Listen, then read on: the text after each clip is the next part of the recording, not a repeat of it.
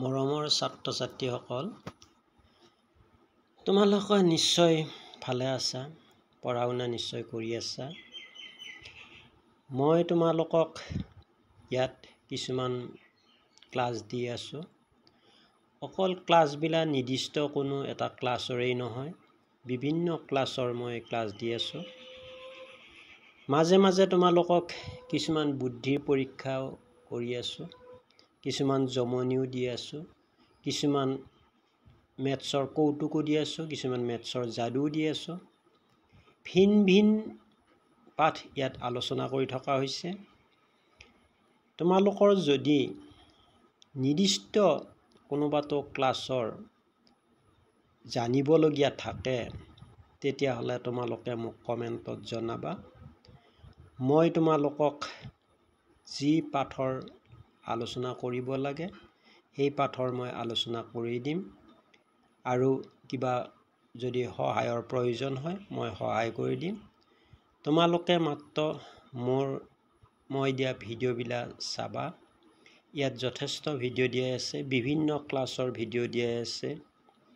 তোমালোকৰ যি ক্লাছৰ লাগে তাতে পাই যাবা। আৰু যদি তোমালোকে ইয়াত নোপোৱাও, কোনোবা ছাত্ৰ ছাত্ৰীৰ যদি নিৰ্দিষ্ট কিবা অনুশীলনী বা চেপ্টাৰ তোমালোকে বুজি নোপোৱা থাকা, তেতিয়াহ'লে কমেণ্টত মোক জনাই দিবা। মই যি পাঠ তোমালোকে বুজি নোপোৱা থাকা তাক বুজাই দিম। এতিয়া মই আজি ক্লাছ 10ৰ কেইটামান ইম্পৰ্টেণ্ট MCQ আলোচনা কৰিম। এই MCQ কেইটা তোমালোকৰ পৰীক্ষাত যথেষ্ট সহায়ক হ'ব, গতিকে তোমালোকে এই MCQ কেইটা চাবা। মই এতিয়া তোমালোকৰ সেই MCQ কেইটা আলোচনা কৰিম। প্ৰথমতে মই আলোচনা কৰিম তোমালোকৰ বংশগতিৰ বাহক হ'ল কি। আমি এতিয়া বংশগতিৰ বাহক ইয়াতে কি আছে অপশ্যন দিয়া আছে, জিন দিয়া আছে, তেজৰ গ্ৰুপ দিয়া আছে, পৰিৱেশ দিয়া আছে আৰু জীৱৰ কোষ দিয়া আছে। ইয়াৰ এতিয়া কোনটো শুদ্ধ হ'ব? মই ইতিমধ্যে তোমালোকক চিন দিয়ে দিছোঁ বাৰু। এইটো জিনটো কি হ'ব? শুদ্ধ হ'ব। ঠিক তেনেকৈ লিংগ নিৰ্ণায়ক ক্ৰম'জম মহিলাৰ বাবে আমি মহিলাৰ ক্ষেত্ৰত লিংগ নিৰ্ণায়ক ক্ৰম'জম কি থাকে, পুৰুষৰ ক্ষেত্ৰত কি থাকে আমি সেয়া জানোৱে। যদিও নাজানো আমি তাৰমানে জানি লোৱাটো দৰকাৰ। পুৰুষৰ ক্ষেত্ৰত XY ক্ৰম'জম থাকে, মহিলাৰ ক্ষেত্ৰত XX ক্ৰম'জম থাকে। অৰ্থাৎ লিংগ নিৰ্ণয়ৰ ক্ষেত্ৰত পুৰুষে গুৰুত্ব লাভ কৰে, মহিলাই লিংগ নিৰ্ণয়ৰ ক্ষেত্ৰত গুৰুত্ব লাভ নকৰে। কিন্তু আমাৰ সমাজত এটা কথা চলি থাকে, যদি ছোৱালী হয় তেতিয়াহ'লে মহিলাজনক দায় দিয়ে। প্ৰকৃততে মহিলাজন ল'ৰা বা ছোৱালীৰ ক্ষেত্ৰত একো দায়ী নহয়, সম্পূৰ্ণ নিৰ্ভৰ কৰে পুৰুষৰ ওপৰত। পুৰুষৰ পৰা যদি X ক্ৰম'জম যায় তেতিয়াহ'লে সেই মহিলাৰ যিহেতু XX ক্ৰম'জম আছে সেইজন ছোৱালী হ'ব, আৰু যদি পুৰুষৰ পৰা Y ক্ৰম'জম যায় তেতিয়াহ'লে সেই সন্তানটো হ'ব পুৰুষ। আমাৰ মহিলা কোনো কাৰণত দায়ী নহয়। জানক আমাৰ এতিয়া লিংগ নিৰ্ণায়ক ক্ৰম'জম মহিলাৰ বাবে কি আছে? XX। ঠিক তেনেকৈ মেণ্ডেলে দ্বি-সংকৰ পৰীক্ষাৰ ব্যক্তৰূপৰ অনুপাত, দ্বি-সংকৰ পৰীক্ষাৰ অনুপাতটো আছিল 9:3:3:1। ঠিক তেনেকৈ মেণ্ডেলৰ এক-সংকৰ পৰীক্ষাৰ ব্যক্তৰূপৰ অনুপাতটো আছিল কিমান? আমি 3:1 পাইছিলোঁ। তাৰপিছত নেক্সট আহিল প্ৰজাতিকৰণ এটা কাৰণ কি বুলিছে? জিনীয় পথচ্যুত কৈছে, অযৌন প্ৰজনন কৈছে, কোষ বিভাজন কৈছে আৰু অপ্ৰজনন কলাৰ চৰিত্ৰৰ সালসলনি বুলি কৈছে। ইয়াতে আমাৰ কোনটো হ'ব? জিনীয় পথচ্যুতটো হ'ব।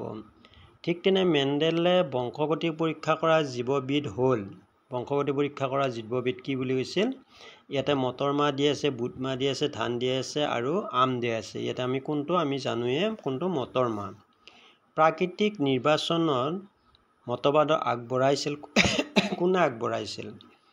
এইটো আমাৰ ইয়াতে দি আছে লেমাৰ্ক দি আছে, মেণ্ডেল দি আছে, ডাৰউইন দি আছে আৰু কি দি আছে ওপৰৰ এজনো নহয় বুলি কৈছে। আমি ওপৰৰ এজনো নহয় বুলি ক'লে আমি কিয় মানিম? আমি জানো কোনে কৰিছিল? ডাৰউইনে। তাৰপিছত মানুহৰ জনন কোষৰ ক্ৰমজমৰ ৰূপ পুৰুষৰ বাবে কিমান হয়? অৰ্থাৎ ইয়াতে আমাৰ কি আছে? এটো দি আছে 22XY, 22XX, 22X আৰু 22Y দিয়া আছে। আমাৰ ইয়াতে আমি জানো পুৰুষৰ XY আছিল, গতিকে ইয়াতে কোনটো হ'ব? 22XY হ'ব। ঠিক তেনে গ্ৰেগৰ জোহান মেণ্ডেলৰ জন্ম কেতিয়া হৈছিল? 1922 দিছে, 1722 দিছে, 1822 দিছে, ইয়াতে 1884 দিছে। ইয়াতে এতিয়া কোনটো হ'ব? আমি মেণ্ডেলৰ জন্ম কোনটো হৈছিল? আমি ইয়াতে কি কৈছিলোঁ? কোনটো কৈছিলোঁ? গ্ৰেগৰ জোহান মেণ্ডেলৰ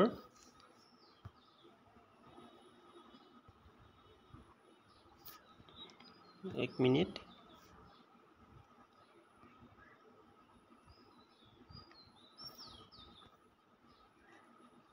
অলপ গণ্ডগোল হৈ আছে বাৰু। গ্ৰেগৰ জোহান মেণ্ডেলৰ জন্ম হৈছিল ইয়াতে 1922 দি আছে, 1722 দি আছে, 1822 দি আছে, 1884। মই ইয়াতে চিন দিয়া হোৱা নাছিল, কিন্তু ইয়াতে কোনটো হ'ব লাগে? 1822টো হ'ব লাগে।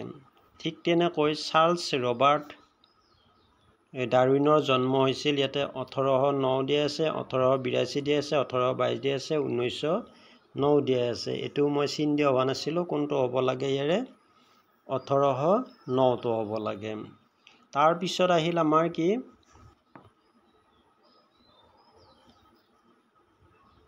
এবাৰ পোহৰ প্ৰতিফলনৰ আহিব। ঘনতৰ মাধ্যমৰ পৰা লঘুতৰ মাধ্যমলৈ প্ৰতিসৰণ ঘটিলে প্ৰতিসৰণৰ কোণৰ মান আপতন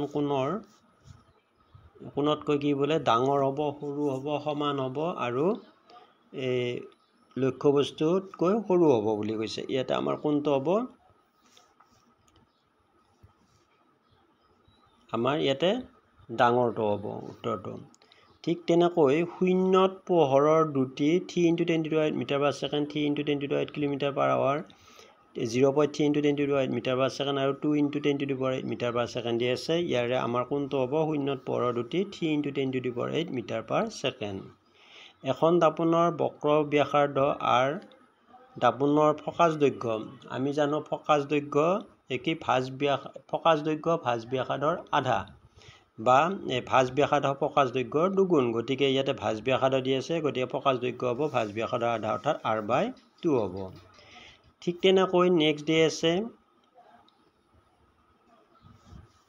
আমাৰ লেন্স এখনৰ প্ৰতিবিম্ব দূৰত্ব V, লক্ষ্যবস্তু দূৰত্ব U হ'লে বিবৰ্ধন। ইয়াতে কি আছে? +V/U আছে, -2V/U আছে, -V/U আছে আৰু -2U/V দিয়া আছে। গতিকে আমাৰ ইয়াতে কোনটো হ'ব? এইটো V/U।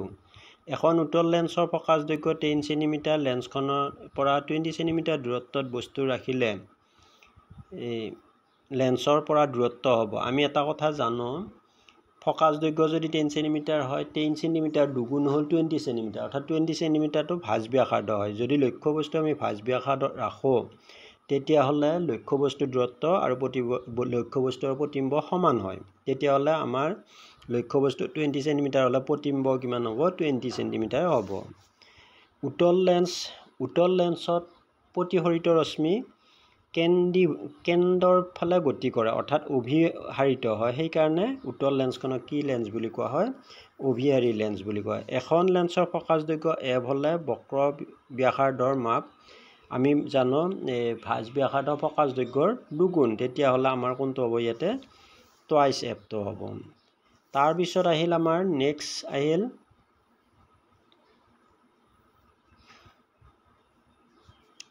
এখন লেন্সৰ ক্ষমতা 2 ডায়োপ্টাৰ, লেন্সখনৰ প্ৰকৃতি কেনে? +2 ডায়োপ্টাৰ হ'লে এইখন লেন্স কি হয়? উত্তল। গতিকে ইয়াৰ প্ৰকৃতি কি হ'ব? উত্তল।